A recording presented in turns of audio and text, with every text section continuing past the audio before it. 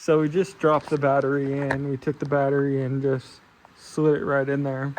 In the last video, we used this metal kind of strut system on the bottom. I'll put up a picture of what the inside of that cart looked like.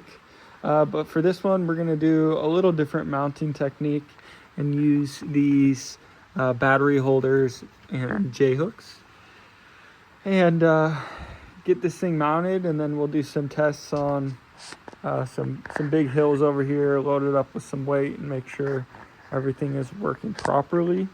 And we have a good speed up the hills, and we don't have the BMS trip.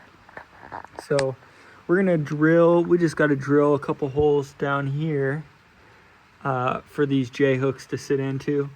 And then we'll be able to hook up the screen that the customer already has installed right there, and put the charger in and give her a test ride.